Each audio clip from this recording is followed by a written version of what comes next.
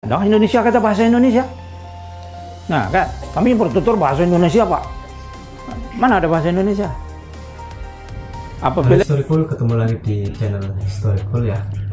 Kali ini saya akan membahas tentang video mengenai bahasa lagi ya. Saya menemukan video tentang bahasa lagi dari Profesor Malaysia ya.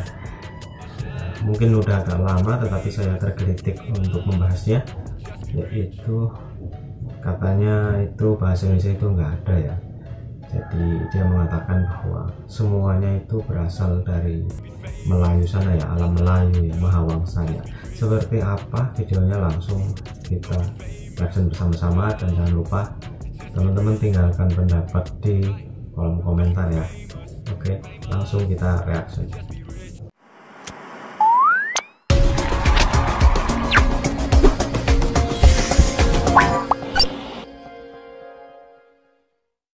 Nah, Indonesia kata bahasa Indonesia. Nah, kan kami bertutur bahasa Indonesia, Pak.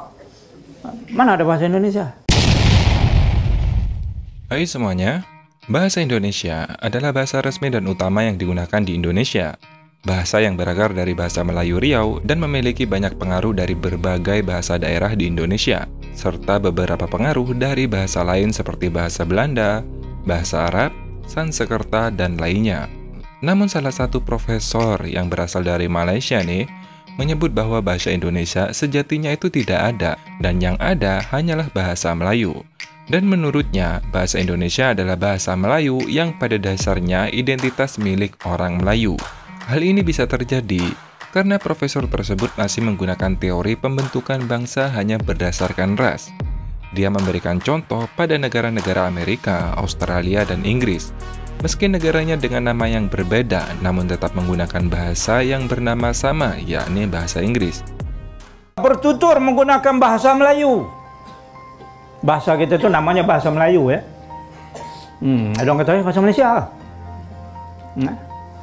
Ada orang kata bahasa Malaysia kok, kan bahasa Melayu. Bahasa Malaysia kan bahasa Melayu?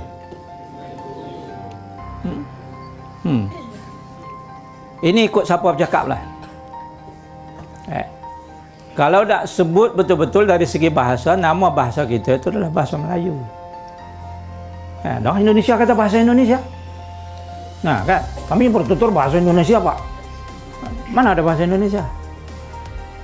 Apabila dicari satu bahasa semasa penyatuan Republik Indonesia, dia tak boleh nak sebut bahasa Melayu kerana bahasa Melayu itu dipertuturkan oleh sekelompok kecil orang Melayu di Sumatera, di Jambi, di Palembang, di Riau. Itu bercakap Melayu macam kita.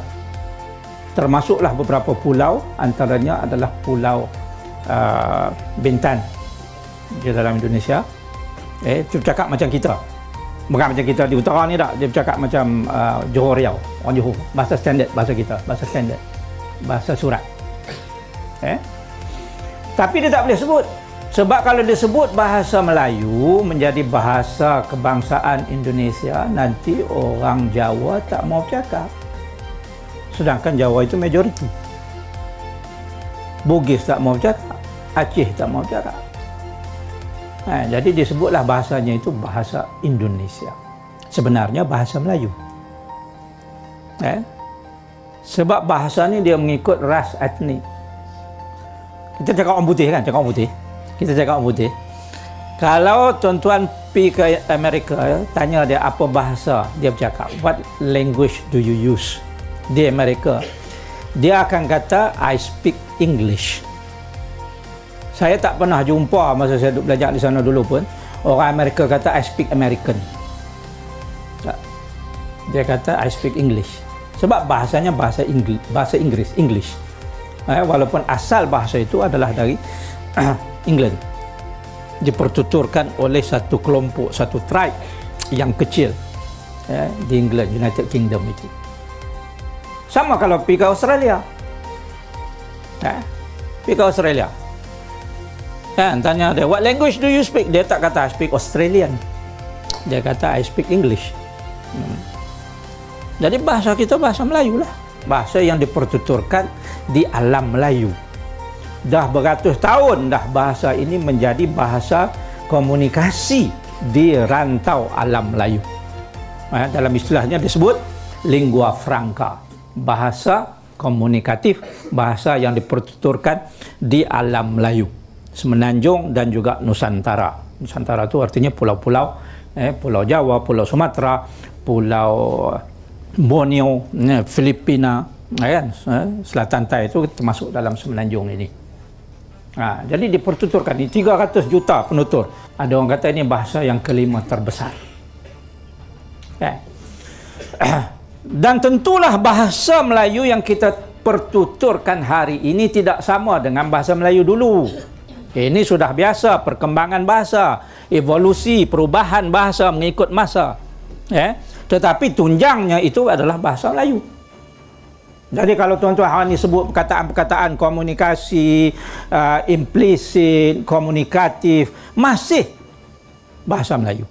Jika kita melihat pernyataan profesor tersebut, dirinya mungkin lupa bahwa teori yang digunakan sudah tidak relevan lagi pada zaman sekarang, atau sudah ketinggalan zaman.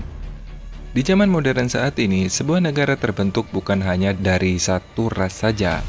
Pasti ras atau etnis lainnya hidup berdampingan dan tinggal di satu negara. Hampir di semua negara sekarang seperti itu. Namun yang terjadi pada dirinya, profesor tersebut berimajinasi membentuk sebuah identitas bangsa berdasarkan hanya satu ras, yaitu Melayu saja.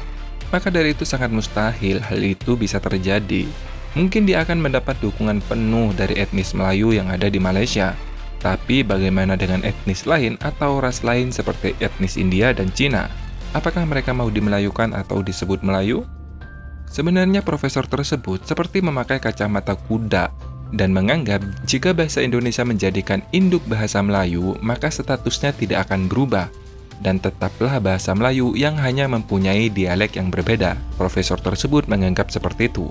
Padahal banyak sekali contoh di banyak negara di dunia di mana bahasa yang lahir atau berinduk dari bahasa lain, sama halnya seperti bahasa Indonesia.